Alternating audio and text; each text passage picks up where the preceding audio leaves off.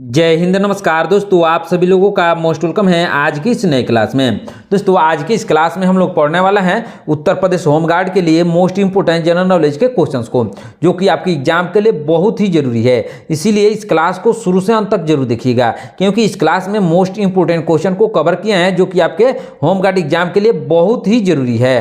तो दोस्तों यदि आप हमारे चैनल पर नए हैं तो चैनल को सब्सक्राइब करके बेल आइकन प्रेस कर लीजिएगा, साथ ही साथ इस वीडियो को एक लाइक जरूर कीजिएगा। तो चलिए दोस्तों वीडियो शुरू करते हैं।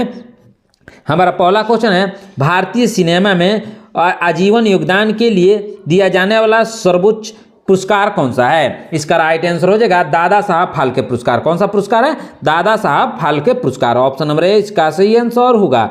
चलिए नेक्स्ट क्वेश्चन देखते हैं। दादा साहब फाल्के पुरस्कार की शुरुआत किस वर्ष की गई थी? दोस्तों दादा साहब फाल्के पुरस्कार की शुरुआत की गई थी 1969 में। कब की गई थी? 1969 में। ऑप्शन नंबर डी इसका सही आंसर होगा। चलिए नेक्स्ट क्वेश्चन देखते हैं दोस्तों।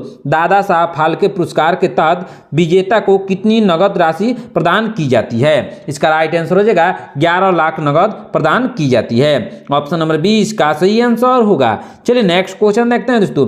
खेलों में लाइफ टाइम अचीवमेंट के लिए दिया जाने वाला ध्यानचंद पुरस्कार कब शुरू हुआ? इसका राइट आंसर हो जाएगा 2002 में शुरू हुआ। कब शुरू हुआ था दोस्तों? 2002 में इसको शुरू किया गया था। ऑप्शन नंबर ए इसका सही आंसर होगा। चलिए नेक्स्ट क्वेश्चन देखते हैं। ज्ञानपीठ पुरस्कार की स्थापना किस वर्ष की गई थी? दोस्तों ज्ञानपीठ पुरस्कार की स्थापना 1961 ईस्वी में की गई थी। कब की गई थी? 1961 ईस्वी में। ऑप्शन नंबर ए इसका सही आंसर होगा। चलिए नेक्स्ट क्वेश्चन देखते हैं। ज्ञानपीठ पुरस्कार पहली बार किस वर्ष प्रदान किया गया था? इसको पहली बार प्रदान किया गया था 1965 में। कब प्रदान किया गया था? 1965 में। ऑप्शन नंबर डी इसका सही आंसर होगा। चलिए नेक्स्ट क्वेश्चन देखते हैं। ज्ञानपीठ पुरस्कार के विजेताओं को कितनी पुरस्कार राशि दी जाती है? इसका राइट आंसर हो जाएगा 11 लाख पुरस्कार राशि दी जाती है। कितनी? 11 लाख। ऑप्शन नंबर डी इसका सही आंसर होगा। चलिए नेक्स्ट क्वेश्चन देखते हैं। ज्ञानपीठ पुरस्कार में किस देवी की कांस्य प्रतिमा भेंट की जाती है? इसका राइट आंसर हो जाएगा वाग्देवी या सरस्वती की प्रतिमा भेंट की जाती है। ऑप्शन नंबर सी इसका सही आंसर होगा। चलिए नेक्स्ट क्वेश्चन देखते हैं। मानवाधिकारों की नेचुरल लॉ थ्योरी का मुख्य आधार क्या है? इसका राइट आंसर हो जाएगा जन्म से प्राप्त अधिकार। क्या आधार है दोस्तों? जन्म से प्राप्त अधिकार। ऑप्शन नंबर डी इसका सही आंसर होगा। चलिए नेक्स्ट क्वेश्चन देखते हैं। मानवाधिकारों की सार्वभौमिक घोषणा किस स्थान पर की गई थी? इसका राइट आंसर हो जाएगा पेरिस में की गई थी। कहां पे की गई थी? पेरिस में। ऑप्शन नंबर ए इसका सही आंसर होगा। चलिए नेक्स्ट क्वेश्चन देखते हैं। संयुक्त राष्ट्र द्वारा मानवाधिकारों की घोषणा कब की गई थी? इसका राइट आंसर हो जाएगा 10 दिसंबर 1948 को। कब? 10 दिसंबर 1948 को। ऑप्शन नंबर सी इसका सही आंसर होगा। चलिए नेक्स्ट क्वेश्चन देखते हैं। राष्ट्रीय मानवाधिकार आयोग यानी NHRC किस प्रकार की संस्था है? इसका राइट आंसर हो जाएगा एक संविधिक निकाय है। किस प्रकार की संस्था है? एक संविधिक निकाय है। ऑप्शन नंबर बी इसका सही आंसर होगा। चलिए नेक्स्ट क्वेश्चन देखते हैं। राष्ट्रीय मानवाधिकार आयोग का गठन किस तिथि को किया गया था? दोस्तों राष्ट्रीय मानवाधिकार आयोग का गठन किया गया था 12 अक्टूबर 1993 को। कब? 12 अक्टूबर 1993 को। ऑप्शन नंबर बी इसका सही आंसर होगा। चलिए नेक्स्ट क्वेश्चन देखते हैं। भारतीय संविधान का कौन सा अनुच्छेद बाल श्रम पर पूर्ण प्रतिबंध लगाता है? दोस्तों बाल श्रम पर पूर्ण प्रतिबंध लगाता है अनुच्छेद 24। कौन सा अनुच्छेद दोस्तों? अनुच्छेद 24 लगाता है। ऑप्शन नंबर डी इसका सही आंसर होगा। चलिए नेक्स्ट क्वेश्चन देखते हैं। अनुच्छेद 24 के अनुसार कितनी आयु से कम के बच्चों को कारखानों में काम पर नहीं लगाया जा सकता है? इसका राइट आंसर हो जाएगा 14 वर्ष से कम वर्ष के बच्चों को। ऑप्शन नंबर सी इसका सही आंसर होगा। चलिए नेक्स्ट क्वेश्चन देखते हैं दोस्तों। ध्यान दीजिएगा। भारतीय संविधान का अनुच्छेद 23 किससे संबंधित है? दोस्तों भारतीय संविधान का अनुच्छेद 23 संबंधित है बलात् श्रम पर रोक से संबंधित है। किसे? बलात् श्रम पर रोक से संबंधित है। ऑप्शन नंबर ए इसका सही आंसर होगा। चलिए नेक्स्ट क्वेश्चन देखते हैं दोस्तों। किस देश के मानवाधिकारों के दस्तावेज को मैग्ना कार्टा कहा जाता है? इसका राइट आंसर हो जाएगा ब्रिटेन के। किस देश के? ब्रिटेन के। ऑप्शन नंबर सी इसका सही आंसर होगा। चलिए नेक्स्ट क्वेश्चन देखते हैं। मैग्ना कार्टा मूल रूप से किस भाषा का शब्द है? यह शब्द है लैटिन भाषा का। किस भाषा का है दोस्तों? लैटिन। ऑप्शन नंबर ए इसका सही आंसर होगा। चलिए नेक्स्ट क्वेश्चन देखते हैं दोस्तों। ध्यान दीजिएगा। संयुक्त राष्ट्र मानवाधिकार उच्चायुक्त का पद किस वर्ष सृजित किया गया था? इसका राइट आंसर हो जाएगा 1993 में सृजित किया गया था। ऑप्शन नंबर बी इसका सही आंसर होगा। चलिए नेक्स्ट क्वेश्चन देखते हैं दोस्तों, ध्यान दीजिएगा। मानवाधिकारों के लिए प्रसिद्ध वियना विश्व सम्मेलन किस वर्ष आयोजित हुआ था? इसका राइट आंसर हो जाएगा 1993 में। कब आयोजित हुआ था? 1993 में। ऑप्शन नंबर डी इसका सही आंसर होगा। चलिए नेक्स्ट क्वेश्चन देखते हैं। सूचना का अधिकार यानी आरटीआई अधिनियम भारत में किस वर्ष लागू हुआ? दोस्तों आरटीआई अधिनियम भारत में लागू हुआ था 2005 में। कब लागू हुआ था दोस्तों? 2005 में लागू हुआ था आरटीआई अधिनियम। ऑप्शन नंबर ए इसका सही आंसर होगा। चलिए नेक्स्ट क्वेश्चन देखते हैं। सूचना का अधिकार पूरे भारत में किस तिथि को प्रभावी हुआ था? दोस्तों यह प्रभावी हुआ था 12 अक्टूबर 2005 को। कब? 12 अक्टूबर 2005 को प्रभावी हुआ था। ऑप्शन नंबर बी इसका सही आंसर होगा। चलिए नेक्स्ट क्वेश्चन देखते हैं। मानवाधिकारों का प्रारूप तैयार करने में किस भारतीय महिला की भूमिका अहम थी? इसका राइट आंसर हो जाएगा हंसा मेहता की। किसकी? हंसा मेहता की भूमिका अहम थी। ऑप्शन नंबर सी इसका सही आंसर होगा। चलिए नेक्स्ट क्वेश्चन देखते हैं। आयरन लेडी ऑफ मणिपुर के नाम से किसे जाना जाता है? दोस्तों आयरन लेडी ऑफ मणिपुर के नाम से जाना जाता है इरोम चानू शर्मिला को। किसको? इरोम चानू शर्मिला को जाना जाता है। ऑप्शन नंबर ए इसका सही आंसर होगा।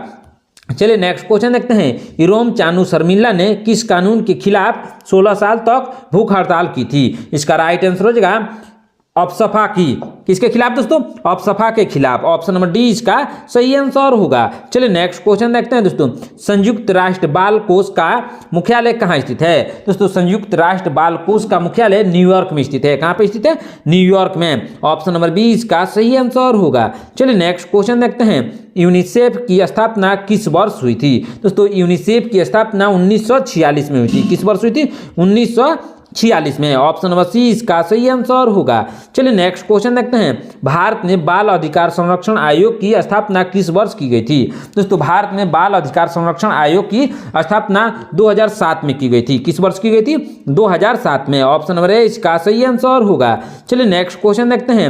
एनएचआरसी का अध्यक्ष बनने के लिए क्या योग्यता अनिवार्य है? इसका राइट आंसर हो जाएगा सुप्रीम कोर्ट का पूर्व मुख्य न्यायाधीश होना चाहिए। क्या होना चाहिए? सुप्रीम कोर्ट का पूर्व मुख्य न्यायाधीश। ऑप्शन नंबर सी इसका सही आंसर होगा। चलिए नेक्स्ट क्वेश्चन देखते हैं। मानवाधिकार आयोग के अध्यक्ष का कार्यकाल कितना होता है? दोस्तों मानवाधिकार आयोग के अध्यक्ष का कार्यकाल होता है 3 वर्ष या 70 वर्ष। क्या होता है? 3 वर्ष या 70 वर्ष। ऑप्शन नंबर डी इसका सही आंसर होगा। चलिए नेक्स्ट क्वेश्चन देखते हैं। राष्ट्रीय महिला आयोग की स्थापना किस वर्ष की गई थी? दोस्तों राष्ट्रीय महिला आयोग की स्थापना 1992 में की गई थी। किस वर्ष की गई थी? 1992 में। ऑप्शन नंबर बी इसका सही आंसर होगा। चलिए नेक्स्ट क्वेश्चन देखते हैं। अंतर्राष्ट्रीय अपराध न्यायालय का मुख्यालय कहाँ स्थित है? दोस्तों अंतर्राष्ट्रीय अपराध न्यायालय का मुख्यालय हेग जो कि नीदरलैंड में है वहीं पे स्थित है। कहाँ पे? हेग नीदरलैंड में। ऑप्शन नंबर सी इसका सही आंसर होगा। चलिए नेक्स्ट क्वेश्चन देखते हैं। अंतर्राष्ट्रीय अपराध न्यायालय में न्यायाधीशों का कार्यकाल कितने वर्ष का होता है? दोस्तों अंतर्राष्ट्रीय अपराध न्यायालय में न्यायाधीशों का कार्यकाल 9 वर्ष का होता है। कितना? 9 वर्ष का। ऑप्शन नंबर डी इसका सही आंसर होगा। चलिए नेक्स्ट क्वेश्चन देखते हैं। दुनिया का सबसे अधिक भाषाओं में अनुदित दस्तावेज कौन सा है? इसका राइट आंसर हो जाएगा UDHR है। कौन सा दस्तावेज है दोस्तों? UDHR। ऑप्शन नंबर ए इसका सही आंसर होगा। चलिए नेक्स्ट क्वेश्चन देखते हैं। बाल विवाह निषेध अधिनियम किस वर्ष पारित किया गया था? दोस्तों बाल विवाह निषेध अधिनियम को पारित किया गया था 2006 में। कब पारित किया गया था दोस्तों? 2006 में पारित किया गया था। ऑप्शन नंबर डी इसका सही आंसर होगा। चलिए नेक्स्ट क्वेश्चन देखते हैं। राष्ट्रीय जांच एजेंसी यानी NIA का गठन किस हमले के बाद किया गया था? दोस्तों NIA का गठन किया गया था 26/11 मुंबई हमले के बाद किया गया था। ऑप्शन नंबर बी इसका सही आंसर होगा। चलिए नेक्स्ट क्वेश्चन देखते हैं दोस्तों, ध्यान दीजिएगा, बहुत ही इंपोर्टेंट क्वेश्चन है। नक्सलवाद की शुरुआत 1967 में किस राज्य से हुई थी? दोस्तों नक्सलवाद की शुरुआत 1967 में हुई थी पश्चिम बंगाल से। किस राज्य से हुई थी? पश्चिम बंगाल से। ऑप्शन नंबर सी इसका सही आंसर होगा। चलिए नेक्स्ट क्वेश्चन देखते हैं। नक्सलवाद का नाम पश्चिम बंगाल के किस गांव पर आधारित है? इसका राइट आंसर हो जाएगा नक्सलवाड़ी के नाम से, किस नाम से? नक्सलवाड़ी के नाम से प्रसिद्ध है। ऑप्शन नंबर डी इसका सही आंसर होगा। चलिए नेक्स्ट क्वेश्चन देखते हैं दोस्तों। भारत की इंटेलिजेंस ब्यूरो यानी आईबी का प्राथमिक कार्य क्या है? दोस्तों भारत की इंटेलिजेंस ब्यूरो यानी आईबी का प्राथमिक कार्य है आंतरिक खुफिया जानकारी। क्या है? आंतरिक खुफिया जानकारी उनका ही कार्य है। ऑप्शन नंबर ए इसका सही आंसर होगा। चलिए नेक्स्ट क्वेश्चन देखते हैं दोस्तों। अपसफा कानून किस वर्ष लागू किया गया था? दोस्तों अपसफा कानून को लागू किया गया था 1958 ईस्वी में। किस वर्ष लागू किया गया था? 1958 ईस्वी में। ऑप्शन नंबर डी इसका सही आंसर होगा। चलिए नेक्स्ट क्वेश्चन देखते हैं। भारत चीन सीमा पर कौन सा सुरक्षा बल तैनात रहता है? इसका राइट आंसर हो जाएगा आईटीबीपी। कौन सा सेना तैनात रहता है दोस्तों? आईटीबीपी तैनात रहता है। ऑप्शन नंबर सी इसका सही आंसर होगा। चलिए नेक्स्ट क्वेश्चन देखते हैं दोस्तों। धन शोधन निवारण अधिनियम किस वर्ष का है? दोस्तों यह है 2002 का। किस वर्ष का है दोस्तों? 2002 का है। ऑप्शन नंबर डी इसका सही आंसर होगा। चलिए नेक्स्ट क्वेश्चन देखते हैं। रेड कॉरिडोर क्षेत्र भारत के किन गतिविधियों से संबंधित है? दोस्तों यह संबंधित है वामपंथी उग्रवाद से। किसे? वामपंथी उग्रवाद से संबंधित है। ऑप्शन नंबर सी इसका सही आंसर होगा। चलिए नेक्स्ट क्वेश्चन देखते हैं। असम राइफल्स का प्रशासनिक नियंत्रण किसके पास होता है? दोस्तों असम राइफल्स का प्रशासनिक नियंत्रण होता है गृह मंत्रालय के पास। किसके पास? गृह मंत्रालय के पास। ऑप्शन नंबर डी इसका सही आंसर होगा। चलिए नेक्स्ट क्वेश्चन देखते हैं दोस्तों। ध्यान दीजिएगा। ग्रे हाउंडस कमांडो बल का गठन किस राज्य में किया गया? दोस्तों इसका राइट आंसर हो जाएगा आंध्र प्रदेश में। किस राज्य में? आंध्र प्रदेश में। ऑप्शन नंबर बी इसका सही आंसर होगा। चलिए नेक्स्ट क्वेश्चन देखते हैं। राष्ट्रीय सुरक्षा परिषद का अध्यक्ष कौन होता है? दोस्तों राष्ट्रीय सुरक्षा परिषद का अध्यक्ष प्रधानमंत्री होता है। कौन होता है? प्रधानमंत्री। ऑप्शन नंबर बी इसका सही आंसर होगा। चलिए नेक्स्ट क्वेश्चन देखते हैं। गोल्डन क्रिकेट क्षेत्र किस अवैध गतिविधि के लिए प्रसिद्ध है? इसका राइट आंसर हो जाएगा मादक पदार्थ तस्करी के लिए। किसके लिए प्रसिद्ध है? मादक पदार्थ तस्करी के लिए। ऑप्शन नंबर बी इसका सही आंसर होगा। चलिए नेक्स्ट क्वेश्चन देखते हैं। नेशनल सिक्योरिटी गार्ड यानी एनएसजी के कमांडो को किस नाम से जाना जाता है? दोस्तों एनएसजी के कमांडो को ब्लैक कैट्स के नाम से जाना जाता है। किस नाम से? Black cats. Option number D इसका सही आंसर होगा। चलिए नेक्स्ट क्वेश्चन देखते हैं। एनएसजी की स्थापना किस वर्ष की गई थी? दोस्तों एनएसजी की स्थापना 1986 में की गई थी। किस वर्ष की गई थी? 1986 में। ऑप्शन नंबर ए इसका सही आंसर होगा। दोस्तों यदि आप हमारे चैनल पर नए हैं तो चैनल को सब्सक्राइब करके बेल आइकन प्रेस कर लीजिएगा। साथ ही साथ इस वीडियो को एक लाइक जरूर कीजिएगा। आज का क्लास आपके होमगार्ड एग्जाम के लिए बहुत ही इंपॉर्टेंट क्लास है, इसीलिए ध्यान से और शुरू से अंत तक जरूर देखिएगा, क्योंकि मोस्ट इंपोर्टेंट क्वेश्चन को इस क्लास में कवर कर रहे हैं जो कि आपके एग्जाम के लिए बहुत जरूरी है। तो चलिए नेक्स्ट क्वेश्चन देखते हैं दोस्तों। क्या है क्वेश्चन? भारत कितने देशों के साथ अपनी अंतर्राष्ट्रीय थल सीमा साझा करता है? इसका राइट आंसर हो जाएगा 7 देशों के साथ। कितने देशों के साथ? 7 देशों के साथ अपनी अंतर्राष्ट्रीय थल सीमा साझा करता है। ऑप्शन नंबर डी इसका सही आंसर होगा। चलिए नेक्स्ट क्वेश्चन देखते हैं। ऑपरेशन सनराइज किन 2 देशों के बीच एक साझा सैन्य अभियान है? इसका राइट आंसर हो जाएगा भारत और म्यांमार के बीच। किसके बीच? भारत और म्यांमार के बीच। ऑप्शन नंबर डी इसका सही आंसर होगा। चलिए नेक्स्ट क्वेश्चन देखते हैं। क्या है क्वेश्चन? नेट ग्रिड का मुख्य उद्देश्य क्या है? दोस्तों नेट ग्रिड का मुख्य उद्देश्य है डेटा एकीकरण और खुफिया जानकारी। क्या उद्देश्य है? डेटा एकीकरण और खुफिया जानकारी। ऑप्शन नंबर डी इसका सही आंसर होगा। चलिए नेक्स्ट क्वेश्चन देखते हैं। सीमा सुरक्षा बल यानी बीएसएफ का आदर्श वाक्य क्या है? दोस्तों आदर्श वाक्य है जीवन पर्यंत कर्तव्य। क्या है दोस्तों? जीवन पर्यंत कर्तव्य बीएसएफ का आदर्श वाक्य है। ऑप्शन नंबर बी इसका सही आंसर होगा। चलिए नेक्स्ट क्वेश्चन देखते हैं दोस्तों। ध्यान दीजिएगा। कारगिल समीक्षा समिति का गठन किसकी अध्यक्षता में हुआ था? दोस्तों यह हुआ था के सुब्रमण्यम के अध्यक्षता में। किसके? के सुब्रमण्यम के अध्यक्षता में हुआ था। ऑप्शन नंबर ए इसका सही आंसर होगा। चलिए नेक्स्ट क्वेश्चन देखते हैं। ऑपरेशन चक्रव्यूह का संबंध किससे है? दोस्तों ऑपरेशन चक्रव्यूह का संबंध है सोशल मीडिया पर कट्टरपंथ रोकना। किससे संबंध है दोस्तों? सोशल मीडिया पर कट्टरपंथ को रोकना ऑपरेशन चक्रव्यूह का संबंध है। ऑप्शन नंबर बी इसका सही आंसर होगा। चलिए नेक्स्ट क्वेश्चन देखते हैं दोस्तों। एनएसजी का मुख्यालय कहाँ स्थित है? दोस्तों एनएसजी का मुख्यालय मानेसर में स्थित है। कहाँ? मानेसर, जो कि हरियाणा में स्थित है। ऑप्शन नंबर बी इसका सही आंसर होगा। चलिए नेक्स्ट क्वेश्चन देखते हैं। भारत बांग्लादेश सीमा पर घुसपैठ रोकने हेतु कौन सी तकनीक प्रयुक्त होती है? इसका राइट आंसर हो जाएगा स्मार्ट फेसिंग। कौन सी फेसिंग? स्मार्ट फेसिंग यानी सीयू मैश। ऑप्शन नंबर 20 का सही आंसर होगा। चलिए नेक्स्ट क्वेश्चन देखते हैं। कोबरा किस सुरक्षा बल का विशेष दस्ता है? इसका राइट आंसर हो जाएगा सीआरपीएफ का। किसका है दोस्तों? सीआरपीएफ का है। ऑप्शन नंबर ए इसका सही आंसर होगा। चलिए नेक्स्ट क्वेश्चन देखते हैं। दुनिया का पहला सोशल मीडिया प्लेटफॉर्म किसे माना जाता है? दोस्तों दुनिया का सबसे पहला सोशल मीडिया प्लेटफॉर्म माना जाता है 6degree.com को। किसको? 6degree.com को माना जाता है। ऑप्शन नंबर सी इसका सही आंसर होगा। चलिए नेक्स्ट क्वेश्चन देखते हैं। सोशल मीडिया पर हैज प्रतीक का प्रयोग क्या कहलाता है? दोस्तों सोशल मीडिया पर हैज प्रतीक का प्रयोग हैज टैग कहलाता है। क्या कहलाता है? Has tag. ऑप्शन नंबर 20 का सही आंसर होगा। चलिए नेक्स्ट क्वेश्चन देखते हैं। संदेश भेजने और प्राप्त करने वाले का एक समय पर उपस्थित होना क्या कहलाता है? दोस्तों एक समय पर उपस्थित होना कहलाता है, क्या कहलाता है दोस्तों? तुल्यकालिक संचार। क्या कहलाता है? तुल्यकालिक संचार कहलाता है। ऑप्शन नंबर 20 का सही आंसर होगा। चलिए नेक्स्ट क्वेश्चन देखते हैं दोस्तों, ध्यान दीजिएगा। इंटरनेट पर अपमानजनक जानकारी फैलाना क्या कहलाता है? दोस्तों इंटरनेट पर अपमानजनक जानकारी फैलाना साइबर मानहानि कहलाता है। क्या कहलाता है? साइबर मानहानि। ऑप्शन नंबर डी इसका सही आंसर होगा। चलिए नेक्स्ट क्वेश्चन देखते हैं।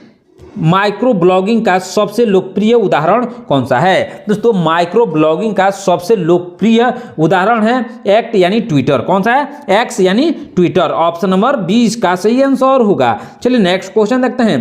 ट्विटर की स्थापना किस वर्ष हुई थी? दोस्तों ट्विटर की स्थापना हुई थी 2006 में। कब हुई थी दोस्तों? 2006 में। ऑप्शन नंबर डी इसका सही आंसर होगा। चलिए नेक्स्ट क्वेश्चन देखते हैं। व्हाट्सएप में एंड टू एंड एन्क्रिप्शन का मुख्य अर्थ क्या है? इसका राइट आंसर हो जाएगा, क्या होगा दोस्तों? केवल प्रेषक और प्राप्तकर्ता का पढ़ना। ऑप्शन नंबर ए इसका सही आंसर होगा। चलिए नेक्स्ट क्वेश्चन देखते हैं दोस्तों, ध्यान दीजिएगा। आईसीटी में नेटिकेट का अर्थ क्या है? इसका राइट आंसर हो जाएगा इंटरनेट शिष्टाचार। क्या अर्थ है? इंटरनेट शिष्टाचार इसका अर्थ है। ऑप्शन नंबर 20 का सही आंसर होगा। चलिए नेक्स्ट क्वेश्चन देखते हैं। फेक न्यूज रोकने हेतु उपयोग की जाने वाली प्रक्रिया क्या है? दोस्तों फेक न्यूज को रोकने की प्रक्रिया है, क्या है दोस्तों? Fact checking. क्या? Fact checking. Option number C इसका सही आंसर होगा। चलिए नेक्स्ट क्वेश्चन देखते हैं दोस्तों, ध्यान दीजिएगा, बहुत ही इंपोर्टेंट क्वेश्चन है। क्या है क्वेश्चन? भारत का स्वदेशी माइक्रो ब्लॉगिंग प्लेटफॉर्म कौन सा है? दोस्तों भारत का स्वदेशी माइक्रो ब्लॉगिंग प्लेटफॉर्म है, कौन सा प्लेटफॉर्म है दोस्तों? कूह। क्या नाम है उसका? कू नाम है। ऑप्शन नंबर ए इसका सही आंसर होगा। चलिए नेक्स्ट क्वेश्चन देखते हैं दोस्तों।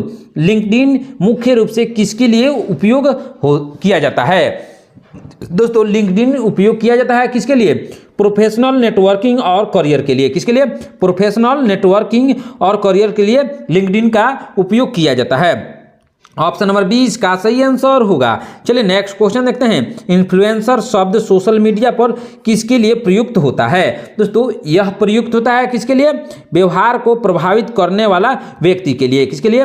व्यवहार को प्रभावित करने वाला व्यक्ति के लिए इन्फ्लुएंसर शब्द का प्रयोग होता है सोशल मीडिया पर। ऑप्शन नंबर ए इसका सही आंसर होगा। चलिए नेक्स्ट क्वेश्चन देखते हैं।